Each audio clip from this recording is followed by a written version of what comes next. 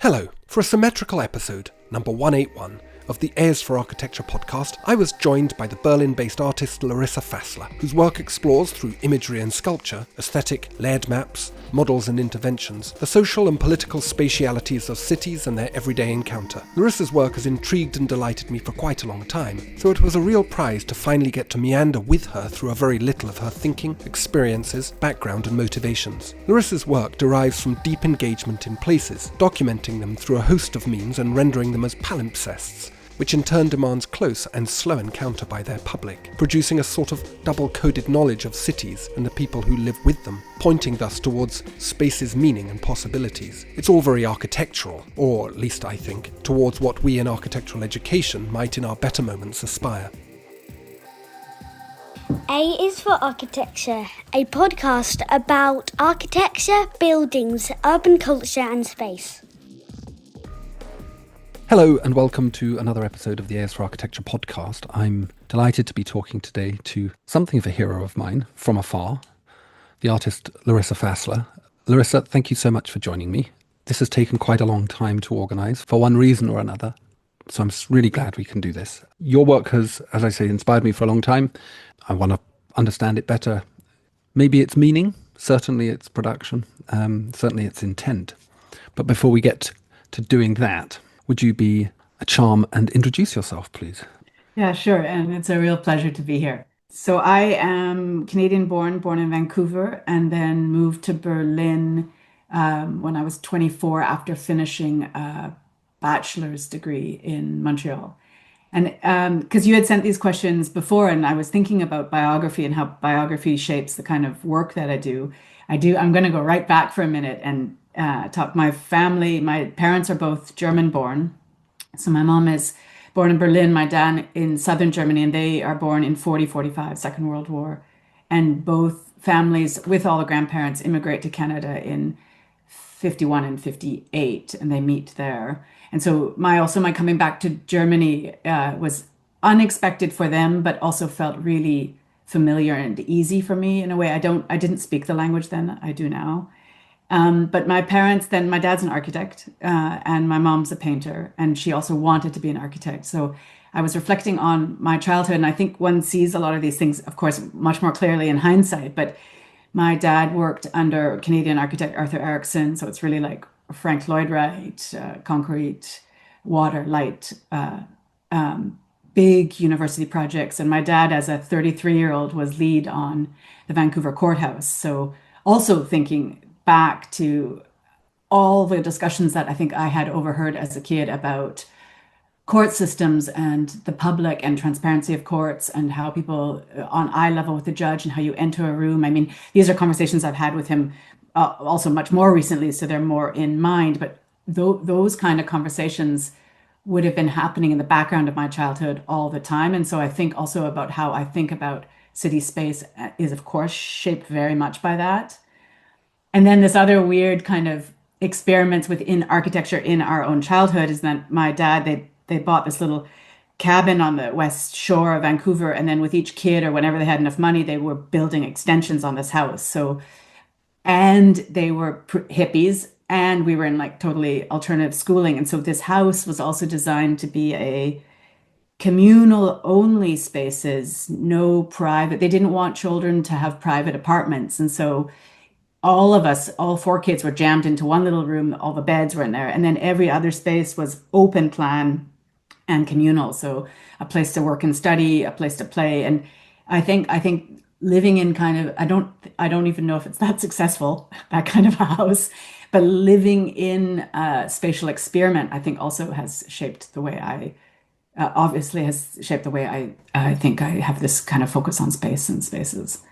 From Vancouver, that was 2 years of early diploma program in art, and then I jumped to Montreal to finish my bachelor's, and just an amazing peer group and cohort at that time that already thought of themselves as artists and were putting on shows and just kind of really going for it, which was like amazing. After finishing the bachelor's, a friend thought we needed to be in a bigger city if we were going to build an art career, and so she had the idea of Berlin. So we moved from Montreal to Berlin at 24. Like, I also kind of laugh, like, no research into what kind of visas one might need or how, or like I found kind of interesting that at 24, maybe a bit of a different world, that one was able to do that and then figure it out when you hit the ground. And then hitting Berlin in 99, like was like, again, looking back and thinking about the chance of being in the city during this time when like rents are dirt cheap. There is space everywhere. There is space for clubs, there's space for art events. I taught English as a side gig, and you could absolutely get by in Berlin with a very small side gig and live dirt cheap, but have like time, tons of time to do music, to do poetry, to do art. And so it was this, and the city was, all these questions about space were coming up really fast, like how the city was developing, where they were, like Potsdamer Platz was being built, all the walls all down. So building on the big empty spaces of the wall.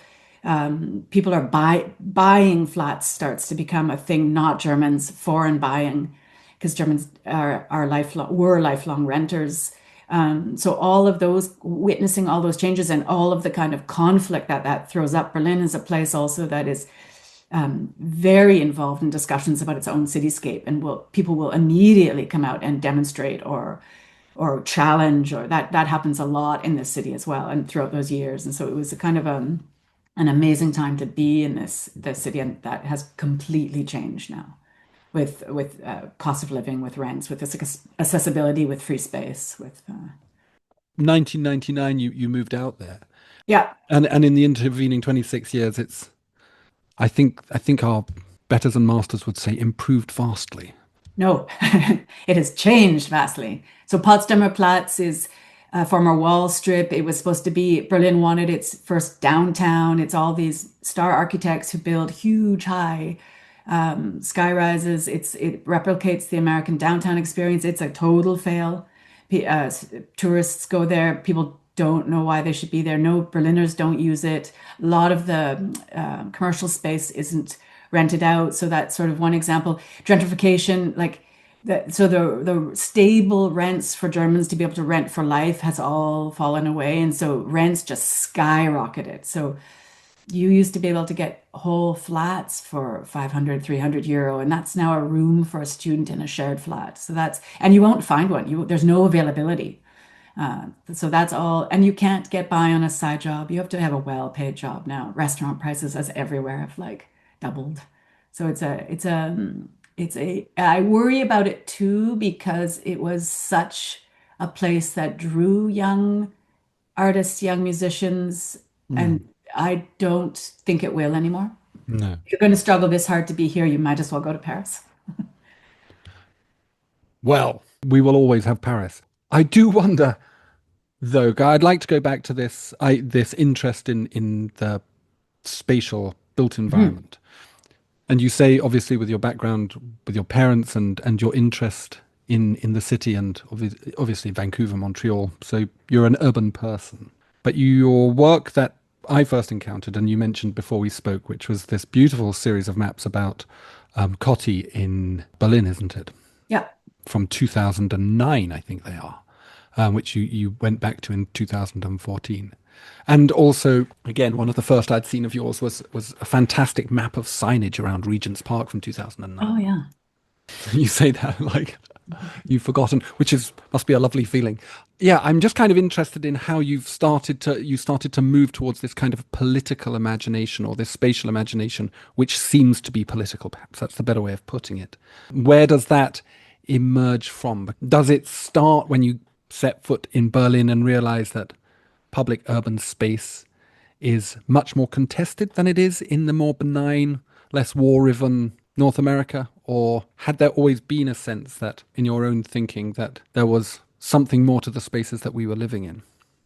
No, so the Cotti drawings, I find them, it's so interesting talking about older work with hindsight, because at the time I thought I was thinking about public transportation, and I was thinking about accessible space, and I was also thinking a lot about myths and legends around places, because a lot of Germany generally and a lot of West Berlin was very afraid of Compositor. It had this, from the 80s, it had this reputation of well, it's an immigrant migrant space. It's Turkish guest workers who live there, mixed in very interestingly with at that time the gay community, LGBTQ plus now, very urban in its mixity of people that are living right next to each other. It's Kreuzberg, so it's also the alternative squat scene in music. And on the 1st of May, on Germany's Labor Day, it would kick off with police. And so there would be a lot of violent clashes and a lot of cars would be burned. And that reputation from the 80s carried on probably up till today as a Koti as a place of fear. And I was going through it every day and I wasn't having that experience at all. And so I wanted to map it first on foot and I became very committed. That's sort of a real strong element of my practice is a commitment to walking and counting footsteps and measuring sites with my own body. And so first it was sort of claiming this space as my own and going down all the back alleyways and up on stairwells and measuring and counting. And then I wanted to, and this is where it was a bit naive and how the perspective changes. I wanted to map everything. And I thought at that time I was doing an objective, neutral thing by photographing all the signs and describing what people are doing and redrawing the graffiti and the language in advertising and political postering. And as I grew as an artist and matured as a person and understood that all mapping is completely subjective, it's always from a position, it's always subjective, and from a position, it's political in your choice of what you're layering and in what kind of relations. I honestly at that time hadn't understood that yet when I was doing those maps, and it's as my practice has grown, and so those early maps I don't see them as political. The politics for me comes when I start working. The other city I work on a lot is Paris. I've done residencies, and it was being on the ground in Paris, and Paris has a completely different makeup than Germany. Was then such a white place, and Paris is such a mixed place, and yet the racism in Paris just was palpable, and policing and questions of inclusion and questions of like liberty, fraternity, equality, and how that's not playing out on the ground. And so in Paris, I started working on a huge mapping series inside the Gare du Nord, and I wanted to put I wanted to talk about racism in France in those works. And so that was for me the first time that it felt like it got political in that and then coming back to Germany, I think it's only when I started also to talk here about certain sites that I found were really problematic. And it was the tearing down of the East German Parliament, the Palast Republik. And that was the first time that I said, I think I too have now lived here long enough that I can comment on what's happening in this city and be pissed off about it and start to confront it. Whereas I think earlier, again, I was trying to play with a neutral voice somehow, or what I perceived was a neutral voice, which it Do you think wasn't. that is a sort of shift in your own practice between what we might see as a postmodern perspective to a contemporary perspective, postmodern, as I understand it? And funnily enough, obviously in Kreuzberg, you've got this highly contested area of Berlin, as I understand it, as you've described, where a lot of postmodern architecture gets built, a lot of kind of inner urban regeneration, which takes on historical and historicist forms. It's kind of essentially outwardly ambivalent about the conditions, political and social economic conditions in which it finds itself. I'm sure there's some postmodern theorists who would probably tear my head off for saying that, but that's sort of how I feel about it. And then there's this kind of, I'm not going to say awakening because that would be really rude, but like that thing sort of dies, doesn't it? That kind of that ambivalent around the turn of the millennium. It becomes very clear that that frivolity, that gaiety in a way is a little misplaced or is a little banal. Yeah. I know the architecture you mean around Coty, these very spacey forms. Yeah. It's tricky there because the housing stock that was in Berlin up to that time was appalling. It was like four families sharing a loo on the half landing, coal heating, like a lot of it just was bombed and missing. And so a lot of that architecture also that springs up, those are 1960s, 70s builds around Coty are like seen as like modern, clean indoor plumbing, like cheap Mm. housing. Although they are mega blocks, like they also like go right over streets and like it's like you would never build like that today, I don't think. But I understand, and I agree that they moved away from the existing urban fabric and did their own thing without possibly, yeah. Were they It's that good on it public space? Yeah.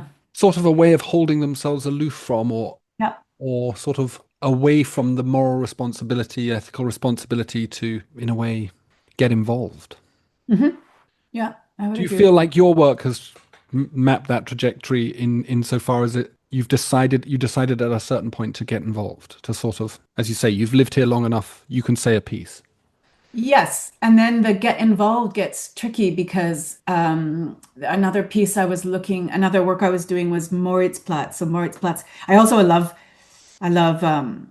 I love these kind of non-places or like Moritzplatz is also a traffic ring and with a subway system underneath it. And I'm really drawn to those kind of places, or I'm drawn to places that have a real kind of heightened tension or places that are people could consider are not functioning well. Those are the kind of sites that I like to work on. But Moritzplatz was also like the former wall used to rip through it. And the piece I ended up making is called Forms of Brutality because it's an interesting site. It has massive Second World War bombing, then it has the wall, and the wall, of course, one has to remember it's not a wall, it's like a huge swath of the city that gets flattened on either side to create the death strip with the tower. So it leaves a huge scar, like a couple blocks wide in certain places. Then fall of the wall, reunification, that becomes a green strip where you have where when I kind of arrived in Berlin, that's where this all this kind of free space, open space is. And then now it's the site of real gentrification because they're building kind of luxury flats and expensive flats on those sites. But when you were talking about participate, in order to do that work, it was the first time I had a little research group that was helping me, and I sat in on the community garden who was under threat, and they're like really strong activists for urban gardening and communal space. And then I sat in on a little Turkish organization who helps with discrimination and rents. And then we sat in on the Autozursiedlung, which is senior citizens who are also fighting against rent rises in their social housing. And this question of engagement also really caught me because I was sitting in on these meetings, and then the question of what are you extracting from us for these meetings? What's the intent of this work? Who is asking you to do this work? It was an invitation from Kunstwerke in Mitte, one of the big art centers here, who has also been accused of gentrification. So there was this question, and then I even as a maker, I sat in on those groups to learn about the position and then to their positions and then represent them on the map. But it's true that I did not continue in the evening schools in their political engagement either. I actually then stepped out. So this question of, that was the one project for me where this question of extraction also came up for me as something to think about more deeply. Uh, Yeah. Yeah, I was questioned on this just at the beginning of the week. I was giving a talk at Glasgow University and explaining the origins of another project that I'm working on, and it was in, yeah, economically very marginalized community in North Kent in a place called Northfleet, and yeah, done a thing, done another thing, done another thing. And someone in the questions afterwards asked me, like, who are you to do that kind of anthropology? And it's true. I mean, I was prepared for that answer because I'm aware of that thing, but certainly it's a very complicated, if there's need and you have the capacity to act, to observe, to sort of through your presence bear witness to, yeah, it's difficult. I've Still, been it's thinking still about that. extractive, but Yeah. how do you square that circle? Well, no, I've been thinking about that too, about where I feel comfortable working. Like Germany, Berlin, I have a long relationship with. I feel like I can talk about the city. Paris, I've built up that long relationship, and then some North American sites, although when it gets into America, that is different because you also can get into redlining and race and who am I to talk about that? But then this summer, so I started to think that the world and the places I could talk about was getting smaller, much smaller than I had thought. And then I read Jennifer Robinson this summer, Comparative Urbanism, and she offers these really interesting strategies about with comparison, that speaking, like using the places that I know really well to talk about a place that is, you have to choose the comparison partner quite well, but either it's like familial resemblance or it has the same kind of historic kind of flows and is in the same position. But you can talk about other places through the lens of the place you know because of the knowledge that you might be bringing or the tools you might be bringing. I just thought she opened the door again for me to think about that. There maybe are, I still have to be very careful about which places I have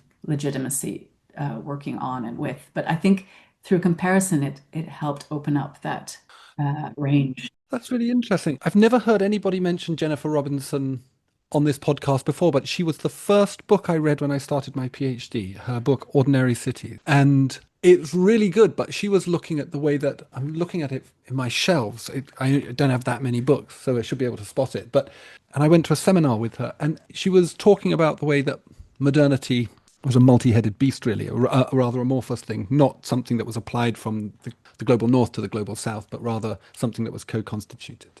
So it's interesting that she's then turned it back because, yeah, that issue around what knowledge you can bring, that sort of essential decolonization of the imagination, which is necessary within academia, certainly.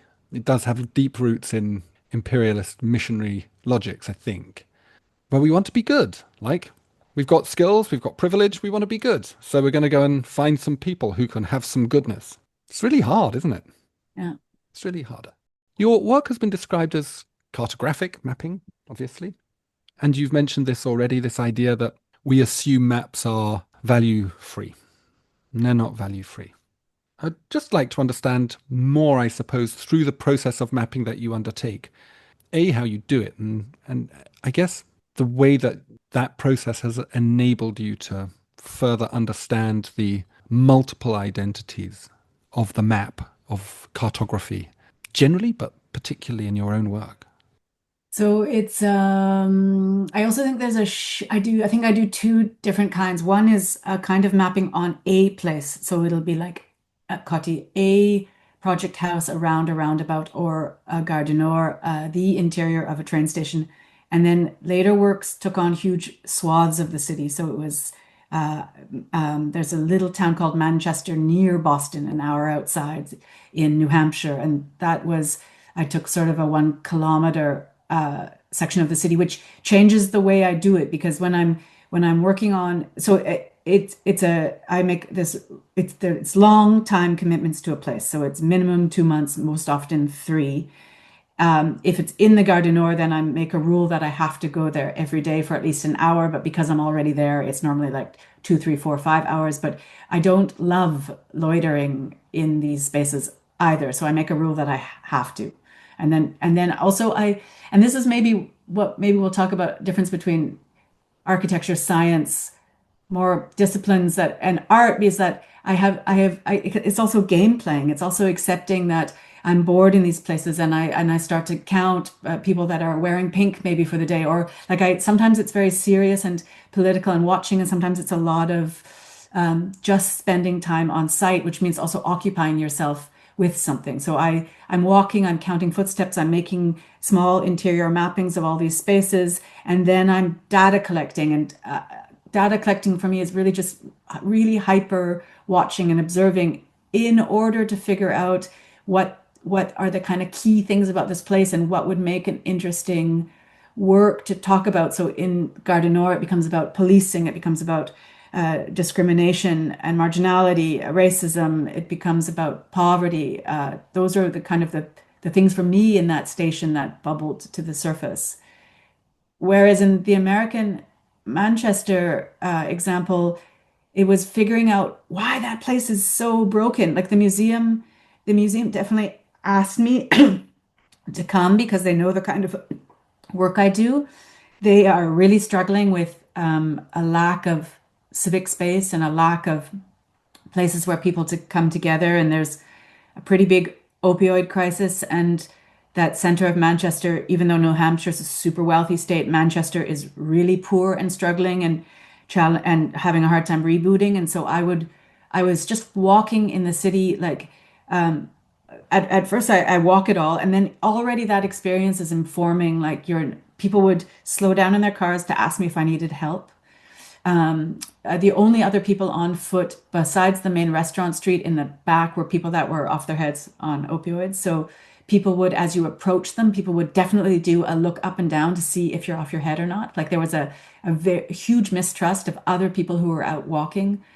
Then you realize it's not a comfortable place to walk because it's completely chewed up by parking lots and parkades. So that this whole American, it's a tiny little place, 10 minutes to cross each way. Everyone drives, and it's fear of their own city, but they're also just, it's a habit of, they drive from Boston into the city, they stay in their car to go to the cafe. So all of that.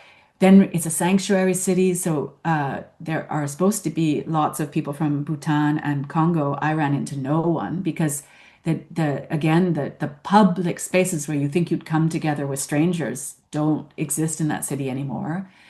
No public transportation. So it was just my mapping, my on foot charting, and then I started to try to chart where are all the social services, why, like, and it's this big question of why is this place like this, and you're trying to go down the rabbit hole of all these impacting factors of why is this place like this. It's really very interesting. It's very sociological, very anthropological. Do you see yourself in that sort of way, in a sort of classic anthropologist sort of way of being an unattached observer, or are you cognizant of the effect of your presence and activity in that space?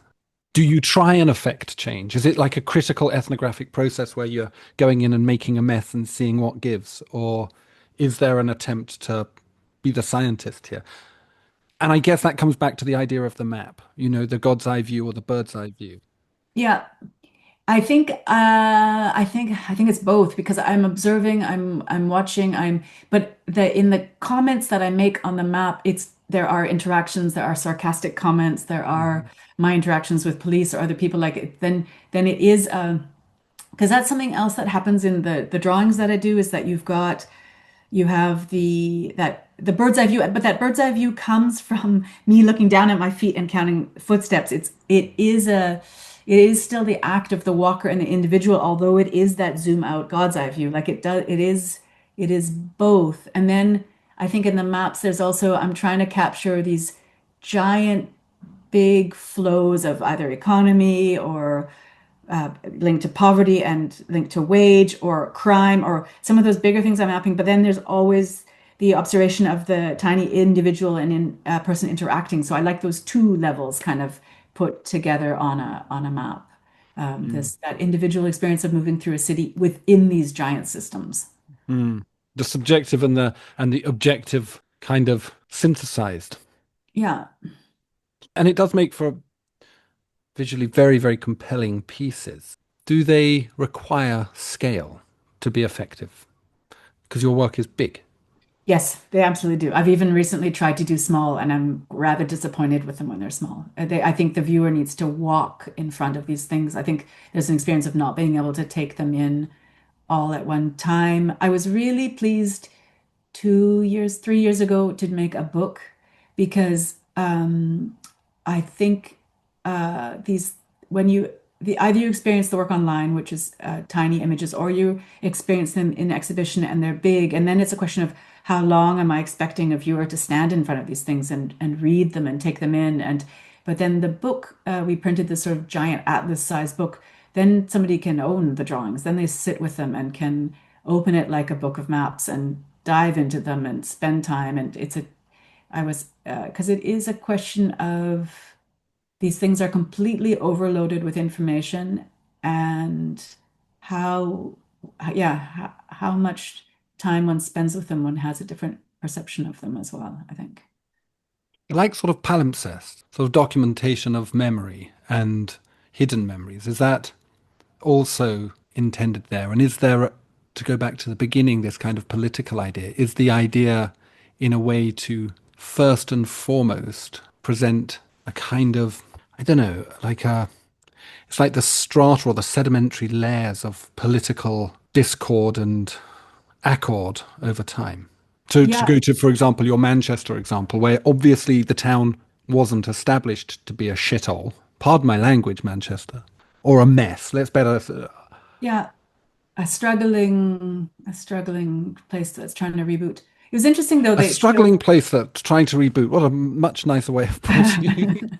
they showed that we showed the whole series in the museum 2 years later, just after COVID. And it was interesting because I think a lot of well, I found it interesting also that the museum is trying to become a civic player because they are realizing it's totally lacking in their society. So they do the ceremonies when people become American. They have evenings where families that are struggling with addiction can come and Hmm. youth, like they're desperately trying to be a position like that in their community. But then when these drawings showed back in the museum space, they're all issues that everyone in most people in that town know. But I think to see them all in one place and to see them layered and to see side by side the all the vetoing around the minimum wage or that their schools are considered criminally underfunded, and that's not like metaphorical, like they are constantly being taken to court with how underfunded the school system is, or that 50% of those kids are have need a free lunch program, or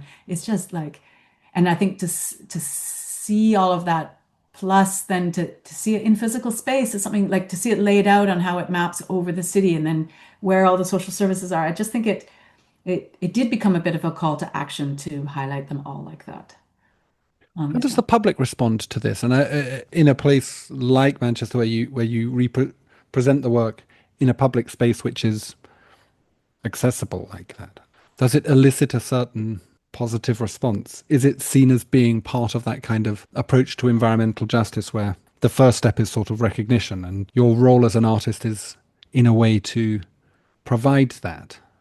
Yeah, but I think it's really interesting because I see these as a mode of reporting. Like, and of course, I'm still from a position, and I still have a certain kind of politics, and so the kinds of things I report have a kind of politics. But it's so there were two examples that are interesting. These Manchester works also hung for a while in my brother's office, or an exhibition copied it, and he is a Crown prosecutor in Ontario.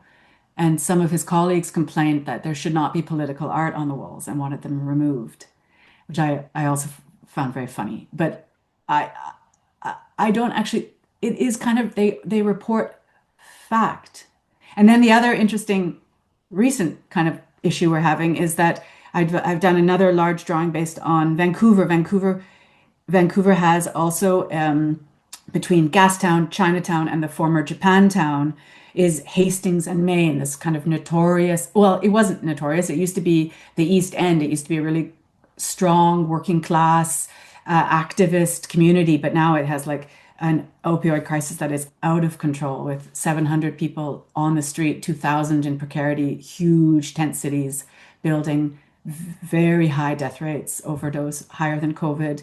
And we are the we did a show in Quebec, and now we're hoping to do that same show through the Cultural Center in Paris. And the Canadian Embassy doesn't want the work shown because they feel it doesn't represent Canada in line with federal values. That Canadian Cultural Center in Paris should only be promoting positive visions of Canada, and and I was we'll see. I think we're 90% sure it's still going to go on, but this idea that even in Canada, I say even, a nuanced discussion about the issues facing Canada, or yeah, I just thought I thought I was so shocked at that. It's like a yeah, and it's known. It's not a bloody secret that Vancouver has a housing crisis and has an opioid crisis and is struggling.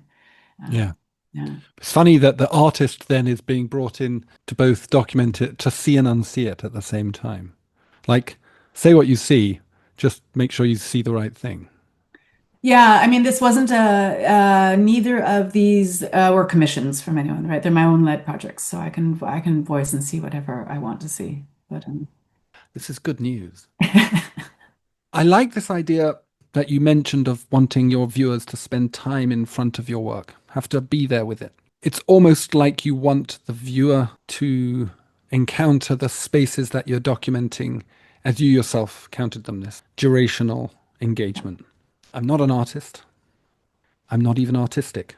But I'm kind of really, so I'm really fascinated by this idea, this motivation to kind of, in a way, aestheticize time within your project, to use time as an aesthetic device. Does that make sense? It does. I am very confused with how time is actually functioning in these pieces because there is it's very weird because when I do it, it's a cinematic chronology of like girl drops her pen, bang, man walking, woman asks for help. Like there's this, there's a story that's being told. And when I give artist talks, I often read my notes. And so I re-experience that cinematic narrative storytelling. And once I've built a sound piece of it.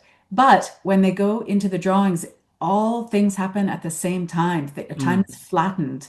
It's up to you if you can, the viewer, if they can piece together all those little narrative stories. And so I'm not sure, I haven't theorized about what the hell that means, what is actually happening to time when everything becomes flattened and happening all at once. I mean, that is the experience often of being in these big major train stations or on plazas, that there's like a billion things happening all over the place. But the way I've recorded them were chronological and now they flatten. I don't know. And time also, I wanted to go back also what you were saying about this layering of historic time, like the wall, before that Second World War bombing, then gentrification, da da da. That is also the experience of walking around Berlin. Like Berlin, when you walk on the normal sidewalks and then you hit those tripping stones, the Stoppelstein, which are like the golden blocks that are embedded in the ground that are talking about the Jewish person who was removed from that building and murdered, and you're kind of going about your day and then you trip over history, and it's in it. This is the first city that, and of course that's true for all cities, these layers of history that are just underneath the pavement or happened right there, but Berlin makes them very visible in its memory culture. Yes. I like the restlessness of the way that your work works as well, though. It's not about a kind of a pinning down of memory. I do or did a lecture around memory, Miss History and Memory, and I use a scholar called Sharon MacDonald who wrote a wonderful book called Memorylands, and probably bastardizing her phrase, but she talked about sort of memorialization as a way of stopping the ghosts wandering around.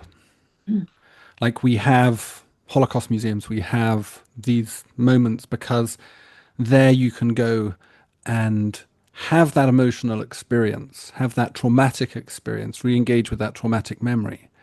And then when you leave it, you leave it. So it kind of curates and mediates the trauma of that. Whereas your work has this kind of quality of, it's diffuse, isn't it? And it's ambiguous. And as you say, you take something that's temporal and you make it a single thing, but you can still pick your own journey through it. So it's sort of unstable in a way. And I think viewers do when they stand in front of the works, especially if they have been to the places. I think they do put themselves inside the works. Like I think people do remember the experience of trying to get through Gare du Nord or trying to cross Place de la Concorde. Or like I think when that's also why scale is really important, especially for like the Place de la Concorde works. Like that plaza, when you arrive at it and you wonder, why the hell am I here? Like you were supposed to see this place and it's gigantic and it's horrible to try to cross. And I mean, that's why those drawings are 3 meter by 2 meter, because those lines need to feel long and extended. I think that's something I also, as I matured in voice and in practice, I think also I came from a really conceptual art school training. And so the hand and mark and color and gesture were all extremely devalued or uninteresting at that time. And then as I've matured as an artist, and also my kind of dearest friends here are painters, and so the dialogues with them, like how much line, color, weight of line, speed of line carries meaning, carries knowledge, carries emotion. And so I became much more open to that in my practice, to allow emotion to also carry knowledge of place. And I think earlier I wouldn't have done that at all. I was pretty anti-drawing, whereas I absolutely like the Gare du Nord drawings are compositions that shift and fall and repeat and overlap, and that's also trying to carry an experience of place, one that is like aggressive and moving and fast. And and then also the forms of brutality. The paint is smacked onto the canvas with a fair bit of speed, and the lines are rough. And same with Manchester, the erasure. I'm doing a lot of erasure, trying to talk about places I felt unsafe, and that eraser hits the canvas or the paper quite hard. And so I'm I I think earlier we talked about the difference between art and architecture, and I think that is something for me that's these are art pieces in the end. They also stay yes, they're trying to talk about cities, but they're also trying to be successful, interesting artworks. And so that's also then about medium and composition, and it's also about other things then. Doing a lot of work. I want to finish on one last question around the efficacy of this. And it's probably a horribly instrumentalizing question again. But the critique is there and it's clear, and you've kind of explained it as well, about urban space and the human interaction with it, and as we've talked about, the politics of that. Do you see your work as being an instrument for change? Is that in there? And is that something that's emerged? And if so, how does it work? How does this sort of cartography, this sort of mapping contribute, as I put in my notes to you, to the remaking of public space? Yes, it's a big question. It's a very big question. Let's see. Some of it would just be to also help viewers break down this idea that, or see the authority and the subjectivity in mapping. So I think there's some of it on that level before we even get to questions of the analysis of public space. This idea of my maps, I think, make it very clear that these are subjective and kind of question the authority that a map puts forward. I hope that does.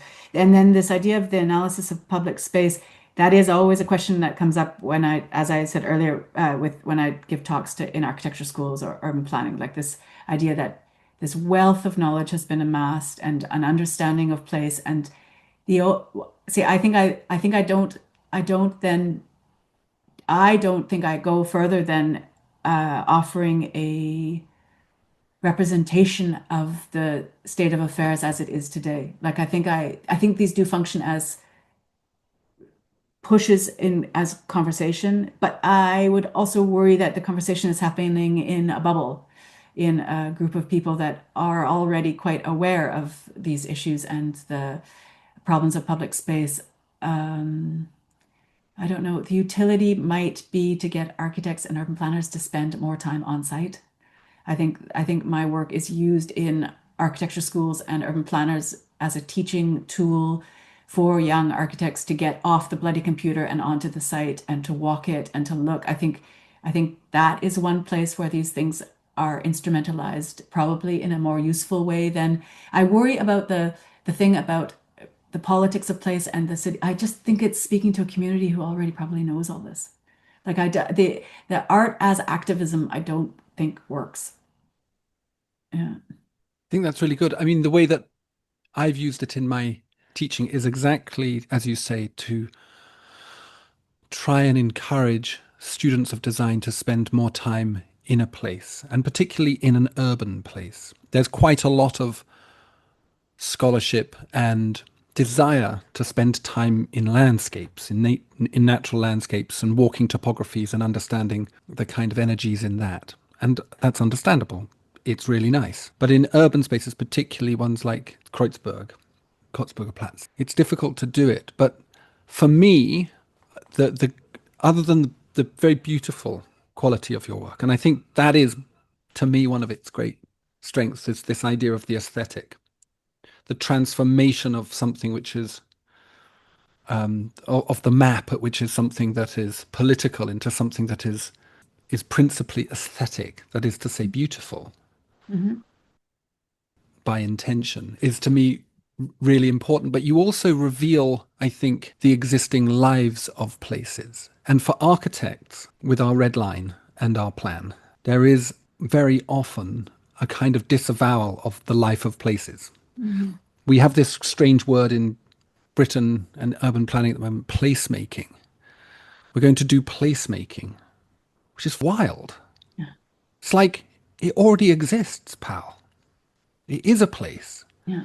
So that's kind of why, yeah, I don't know. Does that make sense? Yeah, and even maybe even the I don't I don't know about in architecture schools, but also for me, this idea of like place in context, place in time, like thinking about yeah, how this place exactly as you said, like how this place exists. This place already exists.